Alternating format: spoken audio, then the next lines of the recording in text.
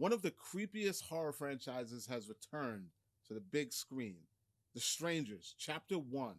It's time to talk about it. Let's go. What's going on? Klep Napier here for wearecritix.com. And today, ladies and gentlemen, we are here to review and talk about The Strangers, Chapter 1. That's right, a reimagining of the 2008 film, which then later spawned off a sequel almost about 10 years later called The Strangers Prey at Night. But now we are here with Rennie Harlin's take on The Strangers, Chapter 1, produced by Courtney Solomon. That's right. Listen, ladies and gentlemen, I'm a huge fan of this franchise, this horror franchise, I should say. When the original first came out, part of the reason I was so attracted to this film was the way that there was no explanation, there was no reason, rhyme or reason for the reason that these crazy lunatics were intruding onto these two people in the middle of the night. Yeah, some of us are sick like that. I had a really good time with the original film. I watched it in the comfortability of my home. I didn't go to the theater, so when I saw it, I was engulfed in the emotion and the vibe that they were trying to portray. The creepiness was around me. When I was done watching the film, I could barely stand still and sleep with the quietness around me. That's how much this film got to me. So when I knew that they were going to be reimagining or redoing or whatever it is that they're trying to do, I had to jump at this and see what was going on. And I had the opportunity. Shout out to Lionsgate for allowing me to see this. Shout out to Comic Crusaders for also allowing me to see this film. And let's get right into it. Before I tell you what I thought, let's talk a little bit about what it is. Now, The Strangers, as I said, this is not the 2008 version. This is not the 2018 sequel. This, in fact, is called Chapter 1. Now, I had the opportunity to speak with the director and the producer of the film, Rennie and Courtney. And Courtney kind of said that this is not neither a reboot or sequel or prequel. It's sort of just a thing. Take that however you want.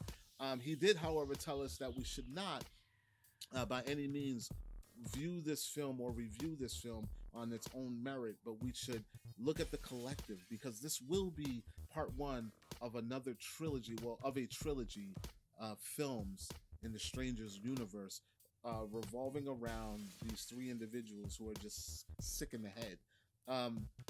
Which follows this couple. They stay in this cabin as their car gets fixed because something goes a wire with their vehicle as they're just passing through, and they need to spend the night in this cabin in the woods. And these two individuals get terrorized very violently by these three individuals in these masks. One in a potato sack kind of thing, and then two women with these like baby doll face, creepy faces that you guys can kind of see in the poster there. And yeah, that's pretty much the gist of what goes on this film. Now, The Strangers Chapter 1, what did I think about this film? Ladies and gentlemen, this film is pretty much a lot of the same. If you are a fan of this franchise and you've seen the original films and you are a fan of the original films, this film will offer you pretty much the same of what you already are used to. For me, it wasn't really a big wow or awe of anything new or fresh. And it being a chapter one, please go into this with an open mind. Because I feel like a lot of people that see this film will feel like they're not watching the film that they were told they were going to see. That's why, after speaking with the producer and the director, I had to kind of switch my brain in a different mode to kind of understand what it is that I watched. But as a standalone film, I will just say that it is very much a lot of the same. For new people into this franchise, if you have not seen the original, you may get a little bit more out of this than people who are very familiar with this franchise. If you've never seen the first one, you might want to use this as a gateway, because for you it will feel fresh. You may see things that you've never seen in the as the original brings forth. It's in that sense, like, I have to say that it was a bit of a letdown, but I'm excited to see what happens, knowing what I'm supposed to be waiting for, or knowing what I should be anticipating when it comes to this trilogy that's supposed to come forth.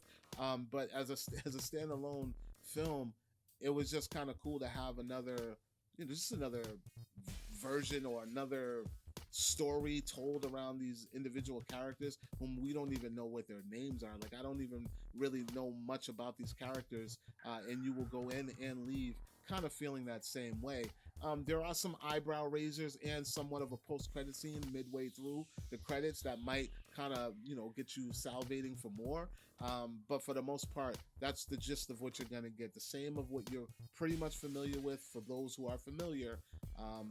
And then a little bit of cliffhanger stuff to kind of keep you like, oh, come on, give me a little, give me more than this.